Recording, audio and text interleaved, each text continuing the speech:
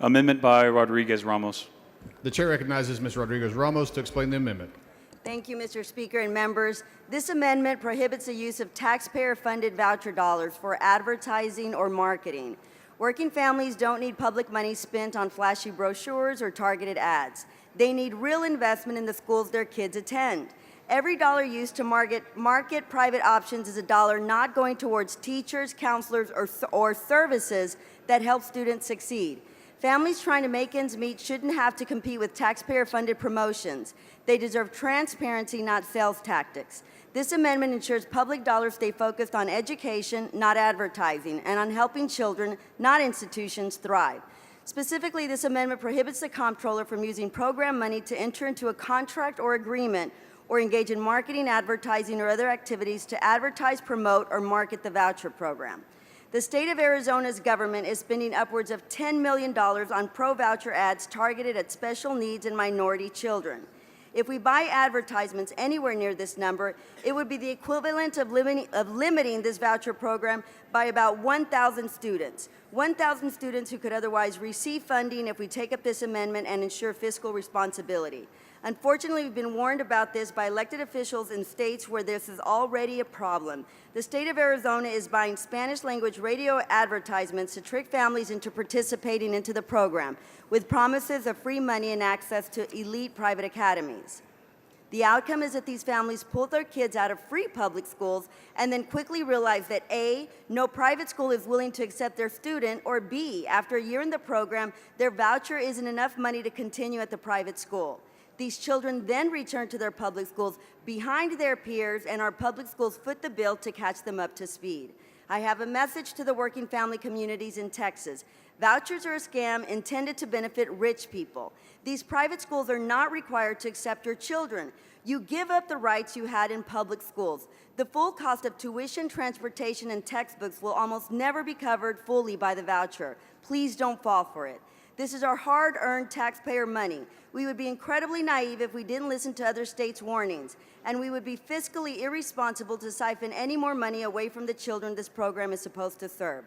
My amendment to prohibit the comptroller from advertising, promoting, or marketing the voucher program will bring back fiscal responsibility to the Texas House. I urge you to vote yes on my amendment. Speaker, Ms. Goodwin, for what purpose? will the gentlelady yield for some questions? Does the gentlelady yield for questions? Yes, I yield. She yields. Thank you, Representative. So it sounds like you're anticipating that some of these private schools might advertise to get students to come to them. That's correct. Would it surprise you to know that actually even our public schools are anticipating having to advertise to keep students within their district? Just last week, I went to a candidate forum for the Lake Travis School Board, and candidates were talking about the need to advertise to get students back into the district. And so not only are we anticipating dollars being spent for the private schools to attract students, but it's going to be kind of this competitive advertising, don't you think? Yes, and it's unfortunate because for every dollar they're spending on advertising is a dollar that's not going to educate our children. That's right. So your amendment would say that, what, private schools can't use our public dollars for advertising to attract students? Marketing, advertising, or other activities to promote, market, or advertise the development or use of their program. You know, I think that this makes so much sense, but maybe you have been recognizing the same thing I have, that all of our amendments, regardless of how common sense, how conservative leaning they are, they're being tabled so that we're not even voting on these amendments such as yours. It's unfortunate because the people of Texas, working class families, deserve to see us fight and debate on the issues. And unfortunately, when we table these motions, we're also silencing debate and really shutting down democracy. I agree with you wholeheartedly, and it's almost as though some members have been told how to vote and they aren't looking at the policy, they're just following direction. It appears that's a common understanding. Yes, ma'am. Thank you, Representative. Thank you.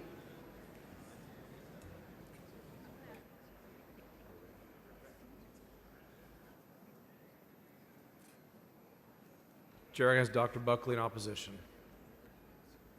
Ms. Collier, for what purpose? Mr. Speaker, will the gentleman yield for a question? Does the gentleman yield for questions? Yes. Gentleman Dr. yields. Buckley, I'm not sure what your intent is, but I wanted to know if you intend to motion to ask to table this amendment. Yes. May I ask why? Because it's important that we're able to do the type of promotional endeavors that are necessary to make sure families know about this program. We do that in our public schools.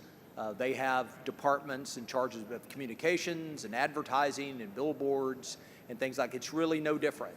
The most important thing is to make sure that families know that they have access to an educational option via the via this program.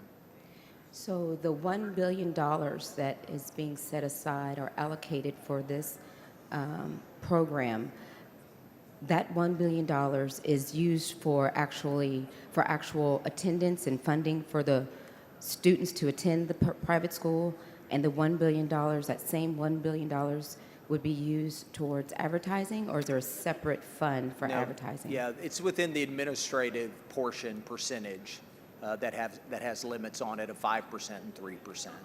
5 and 20% at the No, 5 comptroller- and 3. I'm sorry. 5 and 3%. Sorry. So a total of 8. So of the $1 billion that has been set aside, But, how much is going to, go ahead. oh, you I'm can clarify. sorry. I didn't mean to interrupt, but I want to be clear. There is a component for comptroller expense, and then also expense of operating the program via the comptroller approved certified education assistance organization. Okay, and so the $1 billion, is that total, or is that just for actual paying for the school attendance? I'm just trying to clarify and Yeah. make sure I understand what Yeah, the the billion funds, dollars. the funds for operating, and I guess I'll keep it to the amendment. The funds that could be used for promotion would come from that $1 billion. Okay, that's what I wanted to Okay, know. I'm, All right, yeah, thank you. You bet. Mr. Speaker, Respond for what purpose? ask Chairman Buckley a question or Does the two. gentleman yield for questions? Yes. Gentleman So- yields for questions. So Chairman Buckley, I just want to make sure I understand this. This amendment would prohibit the use of any of these dollars for communicating to families about this program. Is that correct? Yes, that is correct. And so if you didn't communicate to families that this program existed, what would the impact be? You would have a lack of awareness, and you would have less participation. And in particular, what communities do you think might participate less in the program if there's no effort to communicate this opportunity to them? I think it's the communities that this bill prioritizes, our special need kids and low-income kids. Thank you. All right. Mr. Speaker, members, I respectfully move to table. Chair recognizes Representative Rodriguez Ramos in opposition. To close. Thank you, Mr. Speaker. Members, I think there was a mischaracterization of the facts. The truth is these programs can promote their programs. These Catholic schools, these private schools, there is nothing saying that they can't do that. Of course they can. They can do it all day, every day, and spend millions of dollars. We're just saying not the money that we're allocating for the vouchers. That money needs to stay in that program. So there is an absolute, in fact, these programs are able to receive gift grants. There's private donations that these schools receive.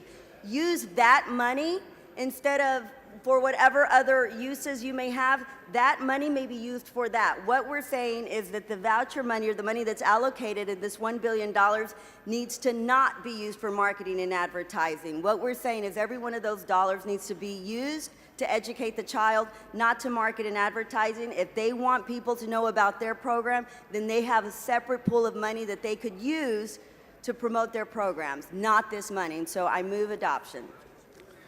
Ms. Rodriguez Ramos sends up an amendment. Mr. Buckley moves to table. The question is on the motion to table. A record vote has been requested. The clerk will ring the bell. So Mr. Harris voting aye, Mr. Hunter voting aye, Mr. Harless voting aye. Ms. Garcia Hernandez voting nay. Have all members voted? Have all members voted? There being 86 ayes and 61 nays, the motion to table prevails.